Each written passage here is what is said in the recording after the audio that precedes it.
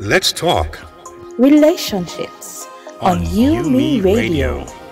So what are we talking about? Marriage, dating, parenting, business, and love, emotions, sex. It's a conversation with me, Lady Misty, and DJ KTE on everything from hot topics to taboos. Join us Mondays at 9 p.m. live on UMERADIO. Follow us at Let's Talk Relationship Show on Facebook or on UMERADIO on Instagram. Let's talk relationships, arguments for the grown. Get the UMERADIO app to listen wherever you are. That is UMERADIO. One word. It's UMERADIO, touching your airwaves like something you've never heard before. UMERADIO.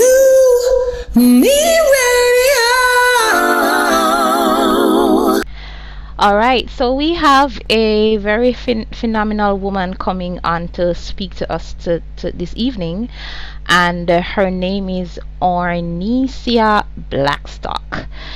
Now, she is most importantly a child of God, and as a result of her godly heritage, she is an award-winning MC, and she's a motivational speaker, and she is also, as let me read what she has here.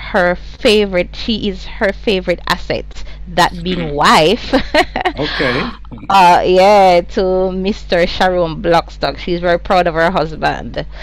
All right, so she hails from the parish of St. Anne. That's where I'm from originally. So go St. Anne. Okay. Yes, and she is a lover of all things. She loves people. She loves speaking with them, to them, into their lives, and engaging and entertaining them. And she is a passionate and powerful speaker, and we know we are in for a treat tonight. All right, so we are waiting for her to come on, but I know she has we have her on right now. So Ornecia, are you there? I think she's about to come right on in about a sec. I think she's here, and she's live. Yes. Okay. Yeah, this is great, man. Again, guys, you're listening to Let's Talk Relationships. For those of you logging on now, remember to get the app in your Google Play Store as well as your App Store. And we're happy to see Ornecia. How are you? I'm good. How are you? Fantastic. All right. Hi, Ornecia. Hi, Lady Ornecia. How are you? I'm good. I am clean. And I feel good. All right. Oh, that's so great. Welcome to Let's Talk Relationships. We are in the Life Moments segment, and we are so happy to have you here. There we go. All right. See, she is just that's how she is. She's just bubbly and ready to go. All right. So I'm gonna jump right in, Ornecia. So the girl COVID, she locked down everything. And and because of that, our whole lives have been on media and virtually, and you being an MC and you being a public speaker, I noticed that you have been doing a lot of online motivational speeches, and I noticed that you did a wonderful one the other day with your co-host. I think he was remind me of his name, Pastor Johnson. Yes. So tell us what's it like being on stage virtually. It's a great question. It is very, very strange. I'm sure. You're so used to seeing people. You're so used to physically feeling the energy, physically hearing the laugh, and being able to interact with people. One of my styles in particular as an MC, or just as a public speaker overall, is that I'm very audience oriented. So I spend very little time on stage and a lot of time in the audience. that if I'm at a concert, I'm going to come off stage and find myself in the audience interacting with them. I can testify to that. Yeah, I have no control. And so now that I'm online, different. Sometimes it's delayed because the persons take long to come in, or they're just using the comment section. If you're using Zoom, you have to mute your mic so not everybody gets to comment, and you don't get the feedback as regularly or as frequently as you'd want it. So it's different. You might not have as many people in a space because, of course, now being online, it requires data or Wi-Fi or a device, and so that affects the audience too. Nevertheless, it is beautiful. It is a new platform. People who did afraid to say anything to you, or even afraid to see you, them can see you now. And then we make a little one comment in the chat and so on. So while it is different, I appreciate that people still appreciate the services that we bring to the table, that we as keynote speakers, MCs, whatever it is, public speakers that we offer. So I've been managing. It's hard, and I miss my people there, but I'm coping. I'm coping. In the virtual space, what's the relationship like now with your fans, with your with your clientele? Are you finding that same energy? I think especially because COVID came 2 weeks before the launch of the Mike and Me project, which had over 50 people signed up. Wow. So persons from all across the island whom I would have not met face to face now signed up, and we got an opportunity to meet, and it cramped that really, really hard. The fan base now, so now what the anxiety that was building up to the workshop of, I can't wait to learn how to do audience management. I can't wait to learn how to write a speech every single day, or even when during the registration, they'll type what they're looking forward to the most. Right. Now, if they are assigned a particular speaking job, so for example, it's the graduation season. So if, for example, they say, Nisi, I've been called to speak at a graduation, or I've been called to moderate, they'll message me on Instagram, or if they have my number, and I'll give them tips there. So now it's more one-on-one based rather than the group thing that would have usually happened. Right. They're still excited. Whatever I post, especially the symposiums with Reverend Johnson, God, they show up. So it has not died. We thank God that it's virtual environment. It was supposed to go in a face-to-face one, but COVID cramped it, so it goes. So we continue in the virtual space. We still have a lovely relationship. They continue to support. They're still asking about the workshop, which is in the works to be on the virtual platform. All right. Very good. We just to backtrack a bit. I'm not sure if you heard the beginning of the program, but I just want to get where your mind space is. On our hot topics, we were talking about the entanglement. The hashtag entanglement in Jamaica, it's going crazy. So I want to hear, what are you thinking? We are married.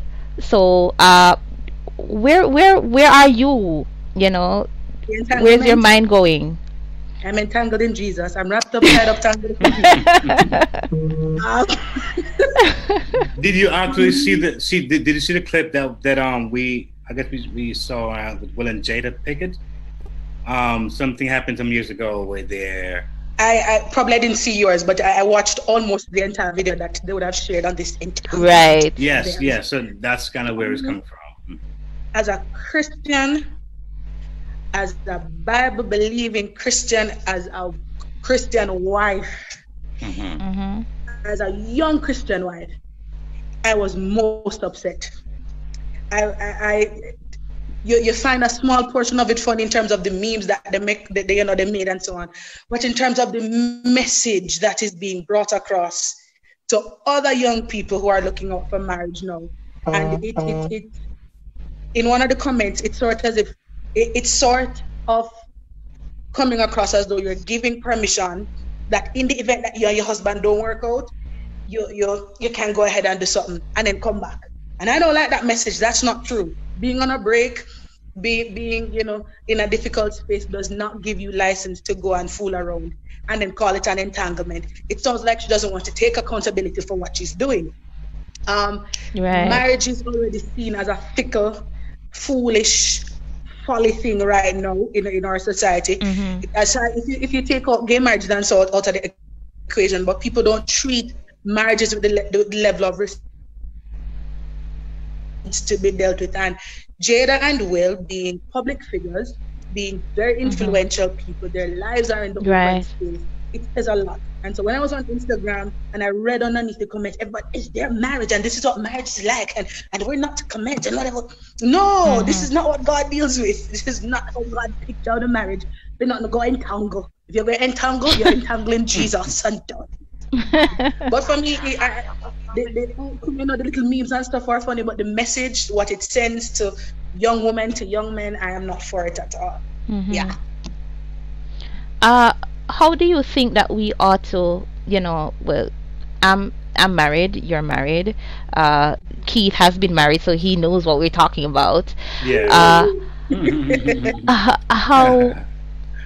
How do you think we as, you know, couples should treat with something like this? You know, God forbid, and it happens, and I say God forbid, right? And I'm seeing your expression right now. You know, what's your first step? You know, you fight first and then talk later, or you know, in my marriage.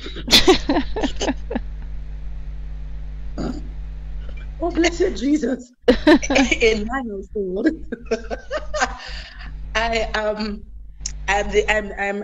we're going to deal with it now. We're going to deal with it now. I get upset. I try not to speak when I'm angry. We're going to blow some steam, drink some water, malice for about 1 hour, but we're going to talk about it before we go to bed. That's so a conversation is going to be had.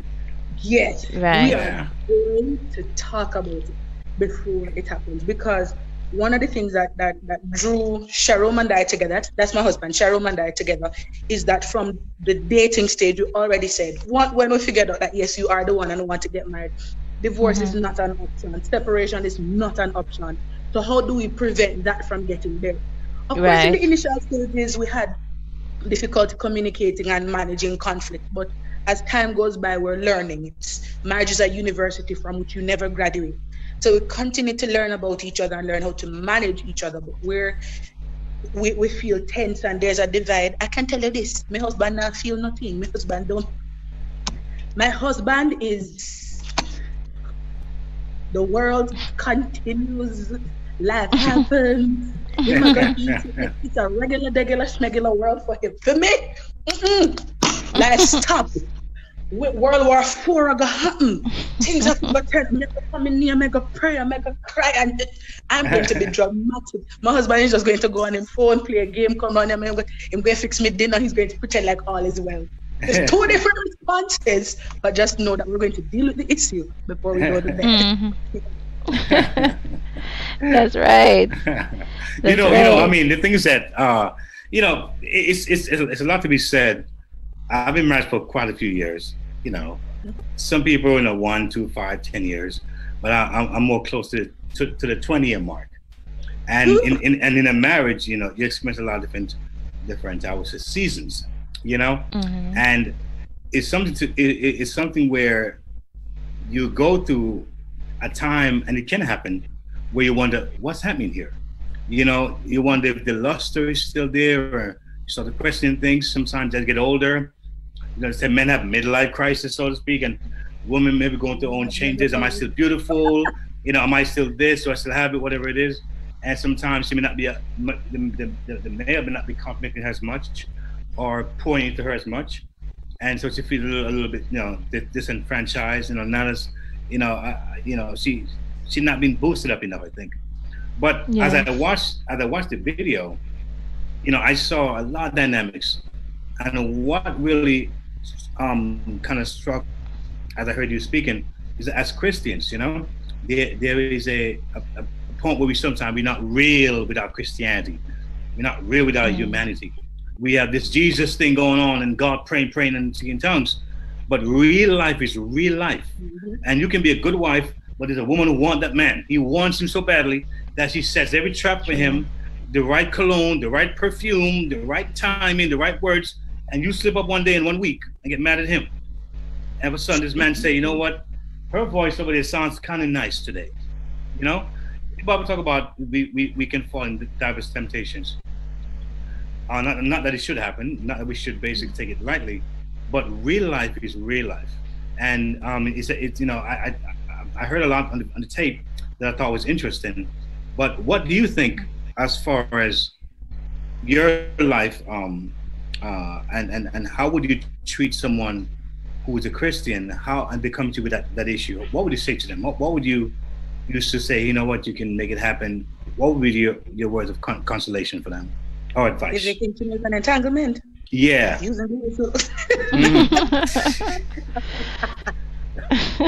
First of all, where sin abounds, grace abides even more.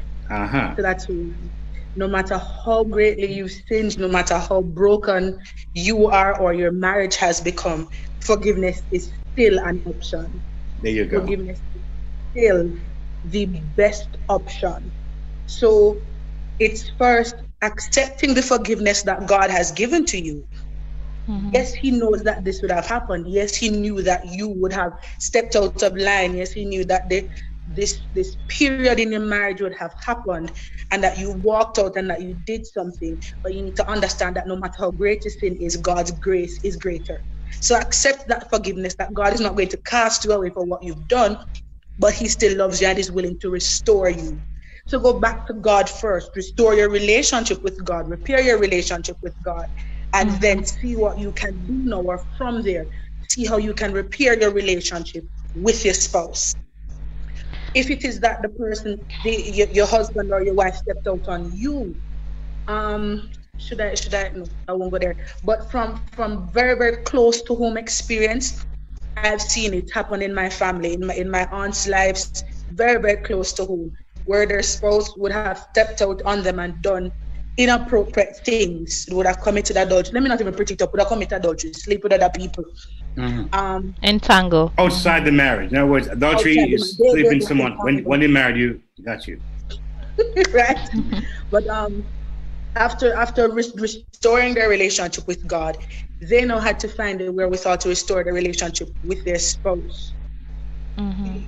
Forgiving them, or just forgiveness being reciprocated, it happening between the two, counseling happening. If your marriage is worth fighting for, if you know that this man is who God gave to me, or this woman was designed to be mine, that no matter what happens, he is mine, she is mine. This is something we can move past. This is something we can learn and grow from. This is something we can mitigate. This is something God can destroy from the very root and not allow it to go further down into generations. Then you can try that.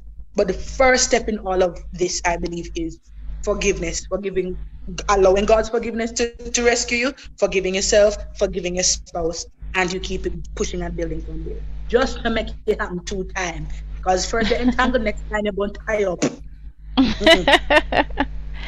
That's it. I want to play like the devil's advocate. I don't even know if that's the right term. I don't even want to play it.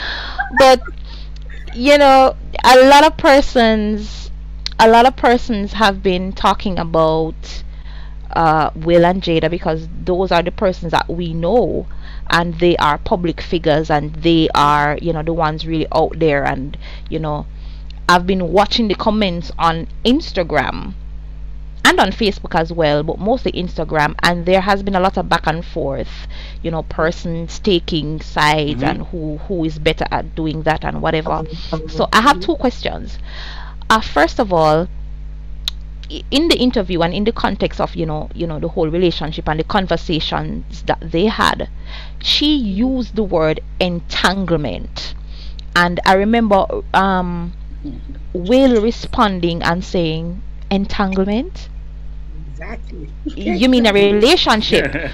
was it wrong for her to use that word? Was she being, you know, just being grammatically correct because of in that space she's in public? Or do you think that she was not really wanting to admit that it was a cheating situation, even though they said that they were apart. So that's one question.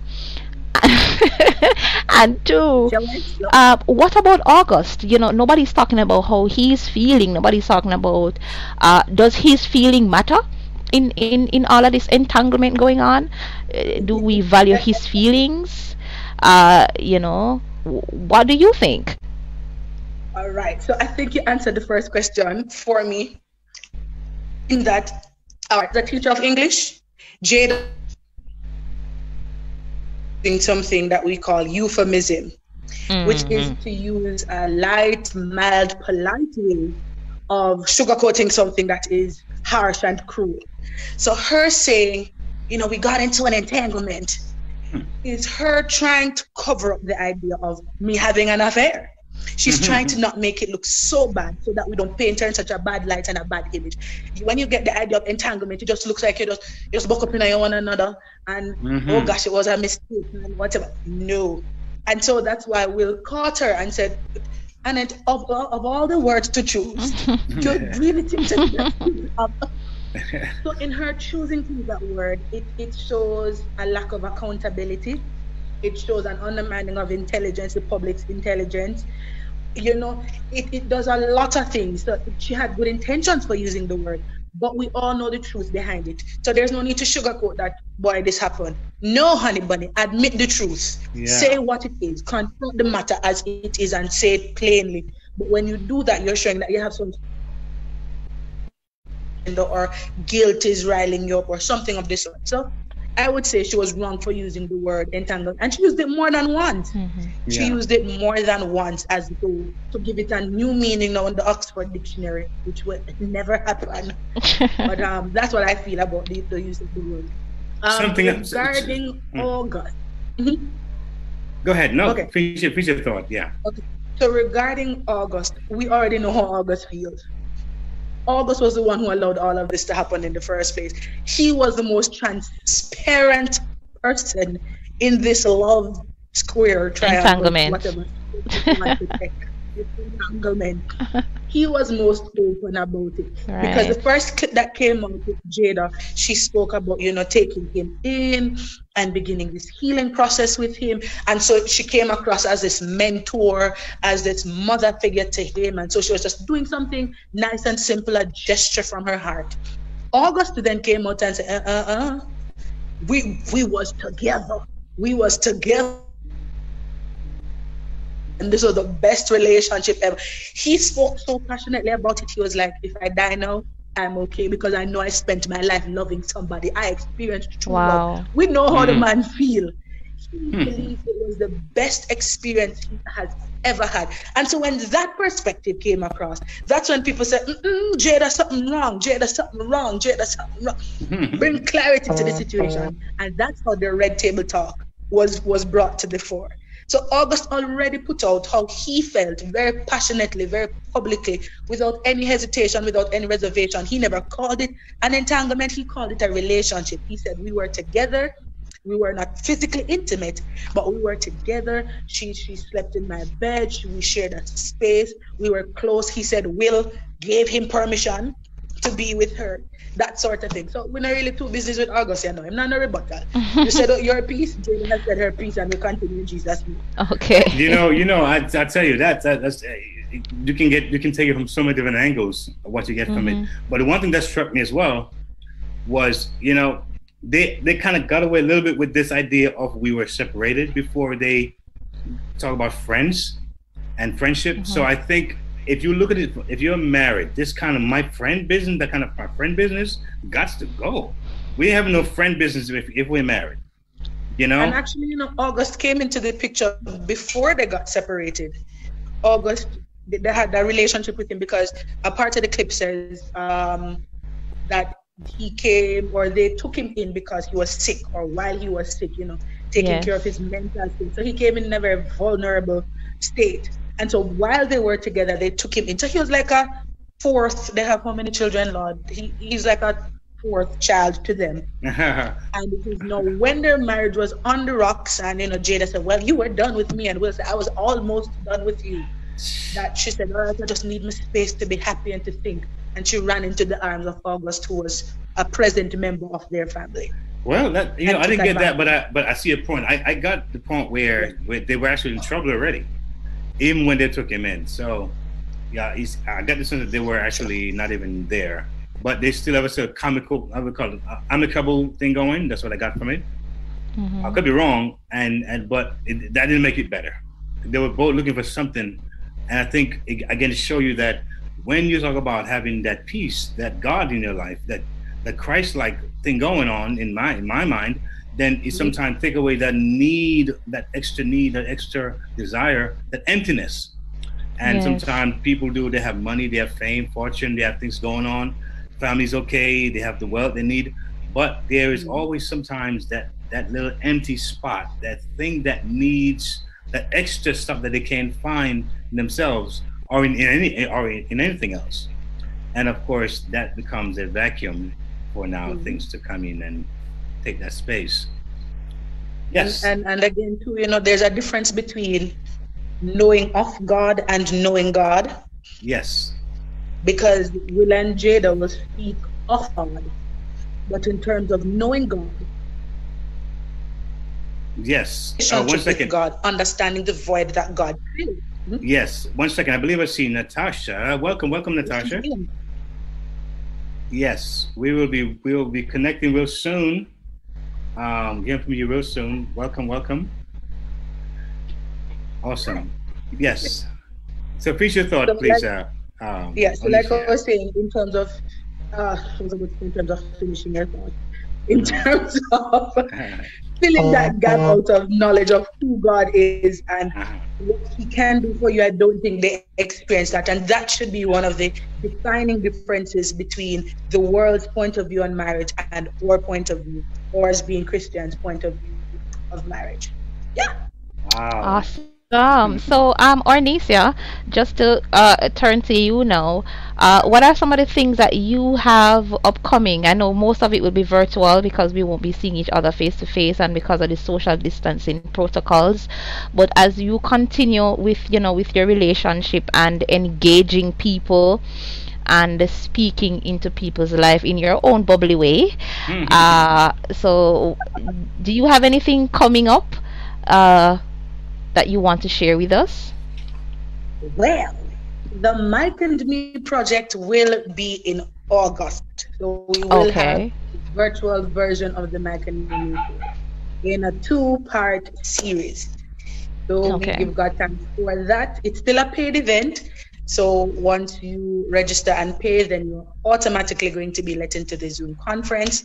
Aside from that, I am working with Reverend Johnson for the North Coast Bridal Affair, which is going to be the very, very first bridal experience, expo, and market on the North Coast. We have 2 in Kingston, 1 in Montego Bay. We're going to be hosting the very first one on the North Coast, so be on the lookout for that, all brides and vendors.